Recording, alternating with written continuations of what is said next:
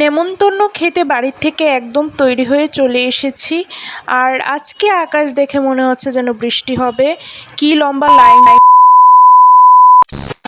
Hey hi everyone, আজকে চলে এসেছি আবারও নতুন আরেকটি ব্লগ নিয়ে, মিনি ব্লগ বলতে পারো। আজকে যাব আমি একটি নেমন্তন্ন বাড়িতে, তাই আমি বাড়ির থেকেই একদম ড্রেস পরে তৈরি হয়ে চলে এসেছি স্নান টান সেরে, কারণ বাড়িতে গিয়ে আবার ড্রেস চেঞ্জ করে নেমন্তন্ন বাড়িতে যাব এত সময় আমার হাতে ছিল না। গতকাল রাতে কয়েক পশলা বৃষ্টি পড়ার পর ভেবেছিলাম ওয়েদারটা ঠান্ডা হবে। ও মা, সকালে দেখছি নাকি এই দাবদাহ গরম আর এই ঝলমলে রোদ উঠে বসে রয়েছে। আকাশ একদম পুরো পরিষ্কার, দেখতে পাচ্ছ বৃষ্টির কোনো সম্ভাবনা নেই।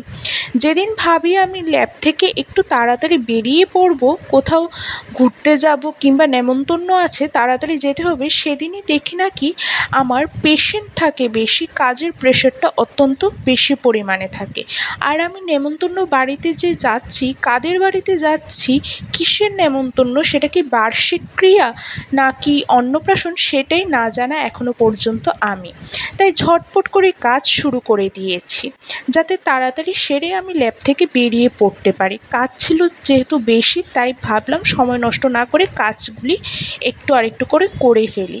আমি এখন করছিলাম ব্লাড গ্রুপিং। সব কাজ তো তোমাদের সামনে তুলে ধরা সম্ভব নয়, ভিডিওটা অনেকটা লেংদি হয়ে যাবে, তাই যতটুকু পেরেছি ততটুকুই তোমাদের সামনে তুলে ধরেছি। ল্যাবে কী কাজ হয় সেটার উপর না হয় আরেকটি সেপারেট ভিডিও করব।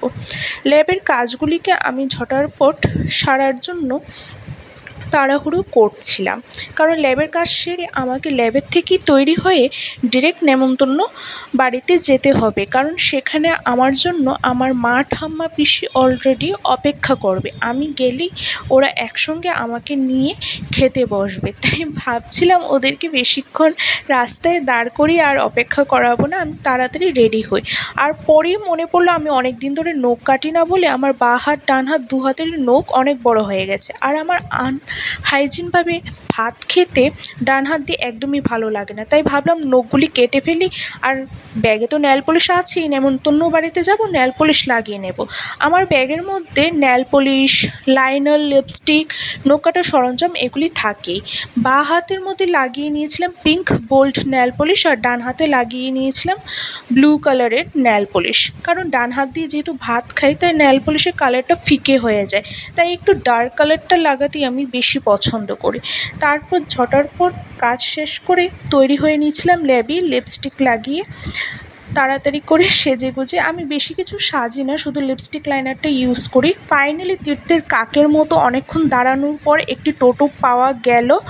শেষমেশ আমি যাচ্ছি টোটো দিয়ে নেমন্তন্ন বাড়িতে। ল্যাব থেকে তো বেরিয়ে পড়েছি, দেখতেই পাচ্ছ। টোটোর থেকে নেমে একটা শর্টকাট গলি আছে, যে গলিটা দিয়ে বের হলে ডিরেক্ট উদীচী ক্লাবের এখানে যে শ্রী শ্রী রাম ঠাকুরের সেবা আশ্রমটি রয়েছে সেখানে গিয়ে ওঠে। আর আমি যেতে যেতে আকাশ দেখে ভাবছিলাম আজকের আকাশটা যেন দুপুর থেকে একটু অন্যরকম লাগছে, যেন বৃষ্টি বৃষ্টি হওয়ার সম্ভাবনা আছে। দেখা যাক আজকে রাত্রে বৃষ্টি আসে কিনা। বৃষ্টি আসলে এই শহরের মানুষগুলি একটু দাবদাহের গরমের হাত থেকে রেহাই পেত। আর ওই যে দূরে দেখছো আমার মা অলরেডি এসে পৌঁছে গেছে, শাড়ি পরে দাঁড়িয়ে অপেক্ষা করছে।